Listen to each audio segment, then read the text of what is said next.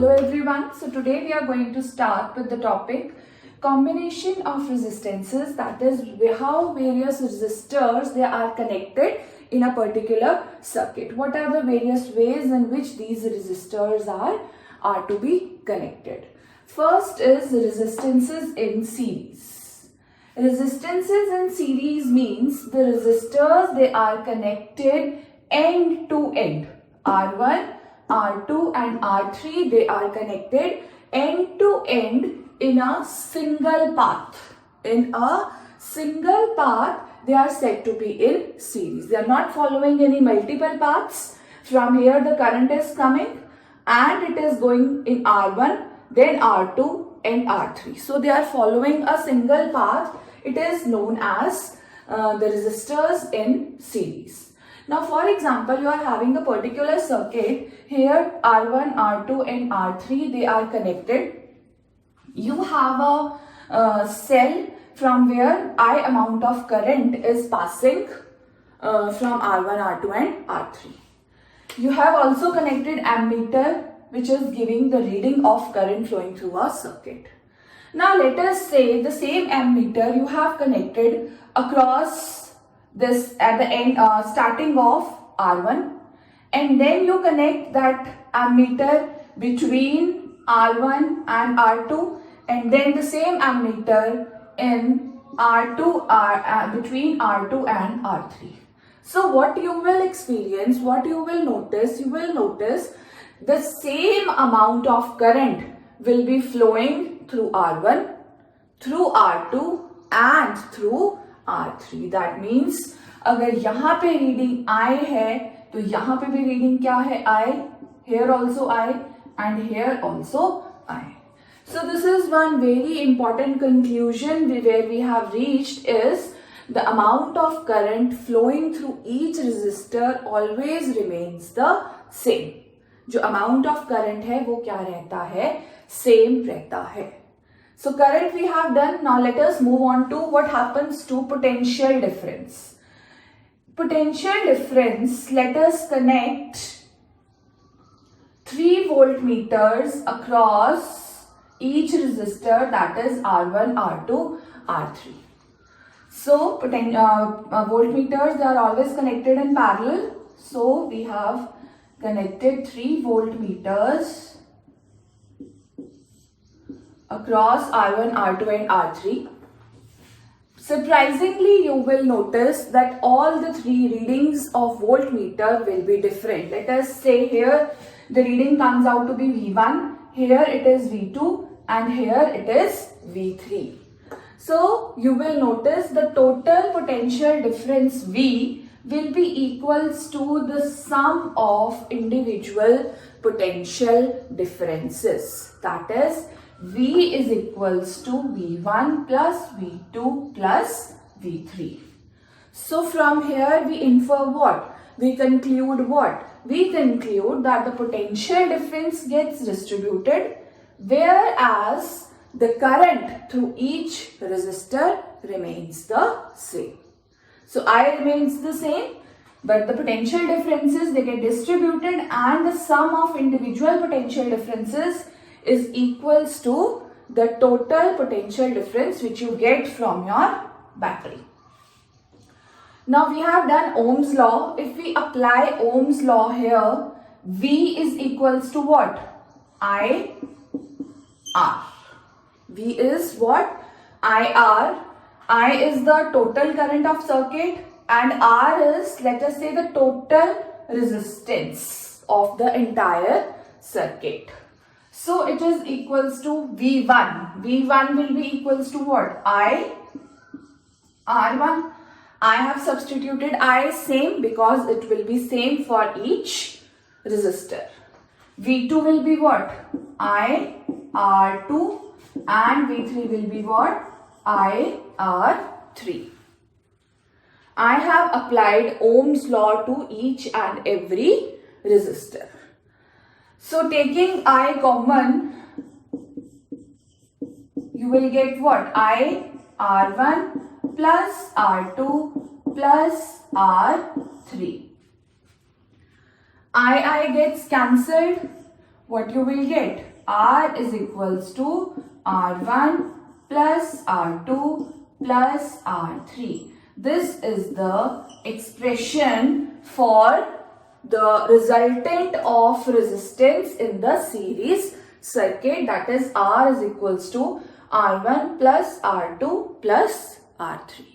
So this is very important. Let us read these three different points which are very important in combination of resistances in series. It says that total resistance in the circuit increases. Obviously, we have seen the total resistance is the sum of all the three individual resistances. So the total resistance in the circuit always increases. Second is current flowing through each resistor remains the same. That also we have done, that the current, when we have connected ammeter to all the three individual resistors, the value of current, or you can say the value reading of ammeter, was same. And the potential difference across the ends of combination gets distributed. Potential difference gets distributed. V1, V2 and V3 were the three potential differences values across the three individual resistors. So the potential difference gets distributed, current remains the same, and the total resistance in the circuit increases. Of the entire circuit, it increases. So this is the combination of resistances in series. Here, for example, we have taken three resistors. You can take 4, 5 and so on. So if you have n number of resistors, so total resistor will be R1 plus R2 plus R3 and so on till Rn. Any number you can take. This is for n resistors. So this was all about resistances in series. Thank you. So next we are going to do that how the various resistors, they are connected in parallel. Now we have already done about when they are connected end to end, they are in series. In parallel, when two or more resistances are connected to the same end, means here R1, R2 and R3, they are coming from one end. Let us say this end is A and they are ending at the same end. So they are connected in a same end, R1, R2 and R3. So they are said to be in parallel. Now in parallel combination, the V, that is the voltage, it remains the same. That is the total potential difference is same as the potential difference across R1, across R2 and across R3. For example, अगर आप यहाँ पे एक voltmeter connect कर देते हैं across this parallel combination, the reading will be same. Here the reading will be same as the reading of the total potential difference across the circuit. So here in the parallel combination, the potential difference remains the same, but the current gets divided. Current gets divided. For example, from here, from this cell, this current I is coming. Current I is coming from this cell. From here, it goes I1, I2 and I3.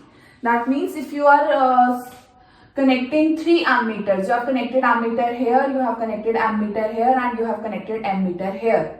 What you will experience, the readings of all the 3 ammeters will be different. The readings of all the 3 ammeters will be different.